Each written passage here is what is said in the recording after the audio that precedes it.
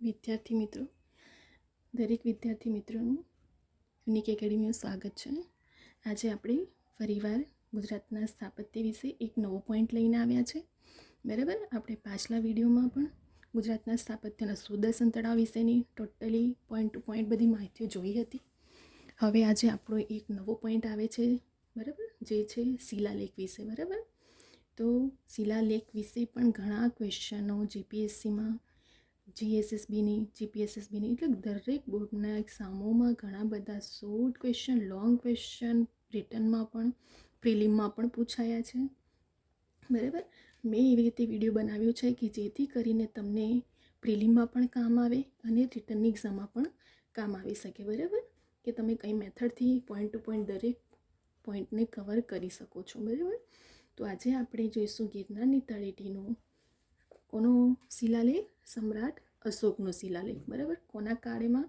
તો સમ્રાટ અશોક કયા કાળમાં હતા? મૌર્ય કાળમાં. બરાબર, તો અહીં આપણે આજે સ્ટાર્ટ કરીએ. બરાબર, જોઈશું હવે ગિરનારની તળેટીમાં સમ્રાટ અશોકનો શિલાલેખ. બરાબર, હવે સૌથી પહેલાં પોઈન્ટ ટુ પોઈન્ટ ધ્યાન રાખજો.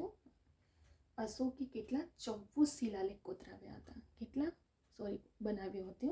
કેટલા? 24 શિલાલેખ. બરાબર, જેમાંથી એક શિલાલેખ છે આપણો ગિરનારની તળેટીમાં દામોદર કુંડ પાસે શિલાલેખ. બરાબર, કયો? તમને એવો ક્વેશ્ચન પૂછી શકે છે કે અશોકે કેટલા શિલાલેખો બનાવ્યા છે?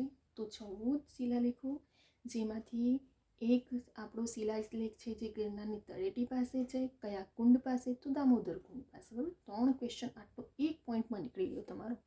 બરાબર, ત્યાર પછી આવે છે કે આ જે અશોકનો શિલાલેખ જે બનાવ્યો હતો, બરાબર, હવે કોણે? રુદ્રદામાં સ્કંદગુપ્તે પણ ત્યાં શિલાલેખો કોતરાવ્યા છે. બરાબર, તમને એવું પૂછી શકે છે કે ગિરનારનો જે શિલાલેખ છે ત્યાં કયા 3 રાજા? તો અશોક, રુદ્રદામા અને સ્કંદગુપ્ત ત્રણે ત્યાં શિલાલેખ કોતરાવ્યું છે, એટલું ધ્યાન રાખજો.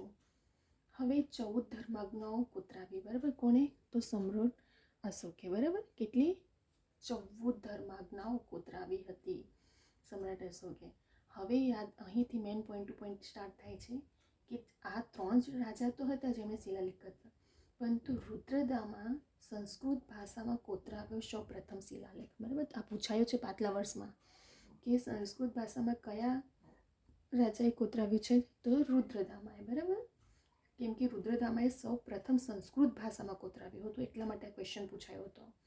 ત્યાર પછી આવે છે આપણા અશોક. બરાબર, અશોકના શિલાલેખમાં, બરાબર, એમનું નામ કઈ રીતે સંબોધન કર્યું છે આ બી પૂછાયું છે ડીવાયસો એસટીએની એક્ઝામમાં, અને પ્રિલિમના ઘણા બધા ક્લાસ 3માં પણ પૂછાયા છે કે અશોકનો બીજા શિલાલેખમાં કયા નામથી સંબોધન કર્યું છે? તો દેવનામ પ્રિયદર્શ. હવે એવું પણ પૂછી શકે છે કે દેવનામ પ્રિયદર્શ એ કોનું નામ સંબોધન હતું?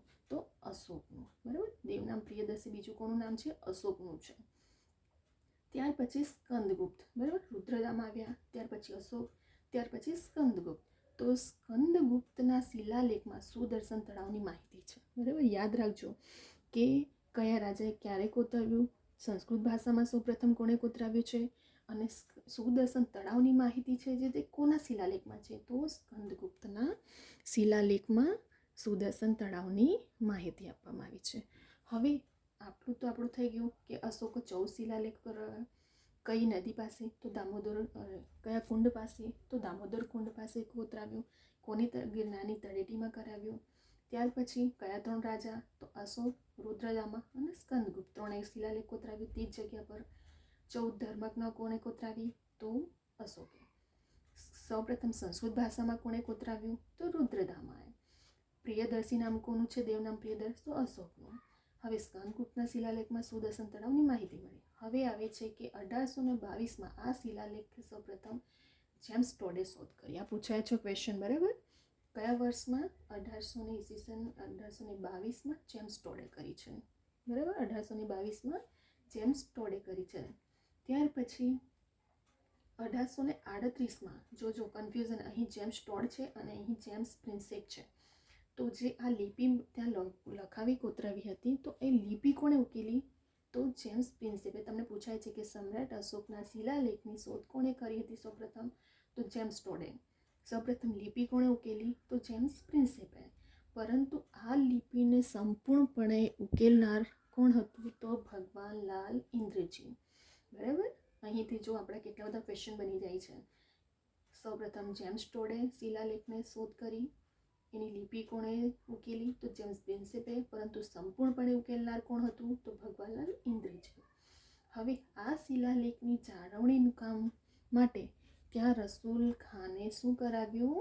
બાંધકામ કરાવ્યું. બરાબર. આ શિલાલેખ વિશે ટોટલી બધા પોઈન્ટ ટુ પોઈન્ટ અહીં માહિતી કવર થઈ ગઈ છે. અને બહારના એક પણ ક્વેશ્ચન આ ટોપિકમાંથી આવી શકે નહીં. બરાબર. આપણે ફરી એક વખત શોર્ટમાં જોઈ લઈએ જેથી તમને પોઈન્ટ યાદ રહી જાય. સૌથી પહેલાં આઈ થિંક વિદ્યાર્થી મિત્રો તમને યાદ રહી પણ ગઈ હશે, કેમ કે મેં મોસ્ટલી તમને દરેક વિડીયોમાં એવી રીતે સમજૂતી સાથે સમજાવીશ કે તમને પ્રિલિમમાં પણ કામ લાગે અને રિટર્નમાં પણ કામ આવે. બરાબર. જેથી કરીને બધા જ પોઈન્ટ એક ટોપિકમાં તમારા કવર થઈ જાય. બરાબર. તો ગિરનારનું સૌથી પહેલાં તો અશોકનો શિલાલેખ પૂછાય છે. બરાબર. હવે સૌથી પહેલાં અશોકે કેટલા કોતરાવ્યા? તો 14 શિલાલેખ. કયા કુંડ પાસે? દામોદર કુંડ પાસે. બરાબર. હવે આ શિલાલેખ કયા 3 રાજા? તો અશોક, રુદ્રદામા અને સ્કંદગુપ્ત 3 થઈ ગયા. હવે 14 ધર્મજ્ઞાઓ કોણે કોતરાવી? તો અશોકે. બરાબર. સંસ્કૃત ભાષામાં કોતરાયેલ સૌ પ્રથમ શિલાલેખ કોના સમયમાં? રુદ્રદામાએ. બરાબર. રુદ્રદામાએ સંસ્કૃત ભાષામાં જો અહીંથી 2 ક્વેશ્ચન બને છે. એક તો સંસ્કૃત ભાષામાં કોણે કોતરાવ્યો હતો સૌપ્રથમ શિલાલેખ? તો રુદ્રદામા. બરાબર. રુદ્રદામા યાદ રાખજો. અને એવું પણ પૂછે છે કે રુદ્રદામા કઈ ભાષામાં? તો સંસ્કૃત ભાષામાં. બરાબર. ત્યાર પછી અશોક. બરાબર. તો અશોકે શિલાલેખમાં એમનું નામ કઈ રીતે સંબોધન થયું છે? દેવનામ પ્રિયદર્શ. અહીં પણ 2 ક્વેશ્ચન બની જાય છે કે દેવનામ પ્રિયદર્શ. જો એક્ઝામમાં કોમ્પિટિશન એટલું બધું વધી ગયું છે કે જે પણ પેપર સેટર હોય છે તમને ઉલટાવીને કન્ફ્યુઝ કરવા માટે પ્રશ્ન પૂછે.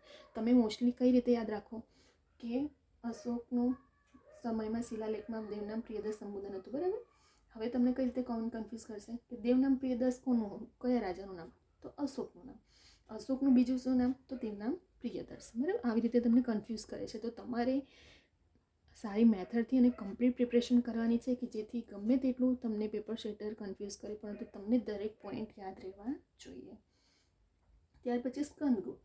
તો સ્કંદગુપ્તે તળાવની માહિતી આપી. બરાબર. શિલાલેખમાં સ્કંદગુપ્તના શિલાલેખમાં સુદર્શન તળાવની માહિતી છે. યાદ રાખજો. સુદર્શન તળાવની માહિતી કોનામાં છે? સ્કંદગુપ્તના શિલાલેખમાં. ત્યાર પછી સૌપ્રથમ કોણે શોધ કરી? તો જેમ્સ ટોડે. કયામાં? 1822માં. બરાબર. ત્યાર પછી 1838માં જેમ્સ પ્રિન્સેપે લિપિ ઉકેલી. બરાબર. કોણે લિપિ ઉકેલી હતી? તો જેમ્સ પ્રિન્સેપે. બરાબર. હવે લિપિ તો ઉકેલી પરંતુ સંપૂર્ણપણે લિપિ કોણ ઉકેલનાર હતું? શિલાલેખમાં ભગવાનલાલ ઇન્દ્રજી. બરાબર. આટલા બધા પોઈન્ટ તમારા ખાલી આટલા બધા ક્વેશ્ચન ખાલી આટલા ટોપિકમાં નીકળી જાય છે. ત્યાર પછી શિલાલેખની જાળવણી માટે ત્યાં આજુબાજુ બાંધકામ કોણે કરાવ્યું? તો રસૂલ ખાને. બરાબર. તમને અહીં કમ્પ્લીટલી બધા પોઈન્ટ કવર થઈ ગયા છે વિદ્યાર્થી મિત્રો. તો તમે આ પણ બધા પોઈન્ટ લખી લેજો, નોટ કરી લેજો. બરાબર. અહીં આપણું એક ટોપિક બીજો કમ્પ્લીટ થઈ ગયો છે. હવે આપણે બીજા બધા આવા ઘણા બધા ટોપિકો ગુજરાત હિસ્ટ્રી વિશે પણ લઈને આવશું બીજા બધા વિડીયોમાં. અને વિદ્યાર્થી મિત્રો તમને ગમે તો લાઈક, કમેન્ટ અને સબસ્ક્રાઈબ કરજો. બીજા બધા વિદ્યાર્થી મિત્રોને પણ શેર કરજો જેથી કરીને બધા વિદ્યાર્થીઓને હેલ્પ થાય. બરાબર. કેમ કે ઘણા બધા સ્ટુડન્ટો એવા હોય છે કે જે કોચિંગ એફર્ટ નથી કરતા, ઓનલાઈન પ્રિપરેશન કરતા હોય છે.